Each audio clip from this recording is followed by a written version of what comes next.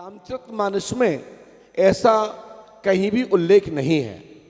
वाल्मीकि रामायण में भी ऐसा उल्लेख नहीं है, परंतु हमारे यहाँ 100 करोड़ रामायणें हैं। रामायण सत्यकोटि सत्यकोटि अपारा, हरि कथा अनंत।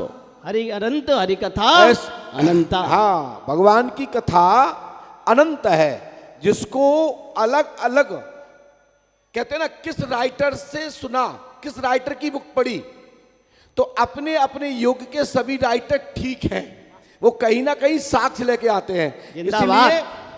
इसलिए हम लोग जब रामलीला करते हैं तो हम लोग राधे श्याम से लेके आते हैं। जब सप्तऋषिगण उसे कर लिया गया तो वो जंगाओं से ब्लड लिया गया। मंदोदरी के सभा में जाकर के मंदोदरी ने पूछा रावण से, इसमें स्वामी जी क्या है? तो उन्होंने कहा इसमें विष है। ऋषियों ने श्राप दे दिया था कि ये रस, ये जो आपका रक्त लेके जा रहे हैं, ये लंका में आग लगा देगा। तो रावण डर गया, मंदोदरी से कह दिया ऐसी जगह रख दो इस घड़े को जहां कोई छुए नहीं। तो फिर मंदोदरी पत्नी में लड़ाई तो होती दुनिया में, कुछ हो जाए लेकिन लड़ाई तो होना ही है, साल भर में तो एक बार तो होगी। महीना में ना हो, रोज ना हो पाए तो साल में तो एक पक्की है। तो मंदोदरी को किसी बात पर गुस्सा आई, उन्होंने उसको पान कर लिया, उसको ग्रहण कर लिया। तो उसमें मंदोदरी के गर्भ धारण हो गया।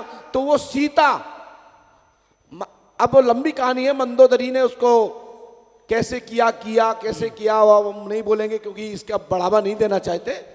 फिर उस रक्त को ही पुनः पिंड को घड़े में रखा। तो लंका में पानी नहीं बरसा। तो ऋषियों ने कहा, राक्षस ऋषियों ने, देखो राक्षस ऋषि दो प्रकार के हैं, एक दिति एक अदिति। एक के गुरु विश्वामित्र हैं देवताओं के, और देवताओं के हैं शुक्राचार्य। तो एक ऋषि आए देवताओं के, उन्होंने कहा कि लंका में जो पानी नहीं बरस रहा है तो इसके लिए आप उसको बाहर निकाल दो, नहीं लंका भूखी मर जाएगी। तो इसको राजा जनक जी के क्षेत्र में, मिथिला क्षेत्र में गाड़ा गया। वही सीता रावण की सुता पुत्री है, इसलिए रावण ने धनुष को नहीं छुआ। वो त्रिकालदर्शी था, बहुत वर्ता का जानने वाला था। रावण ने, यदि रामचरितमानस में ये लिखा हो कि रावण ने धनुष को छुआ है तो हमसे कहें जिंदाबाद गुरुदेव। क्योंकि उसने कहा कि मुझे पता है कि सीता मेरी पुत्री है, परंतु मैं कहता हूं हे राम तुम गढ़लंक चले आना, तुम्हारे माथे पे मेरा मरण लिखा तेरे हाथों से, और मेरे भाई को राज तिलक लिखा है।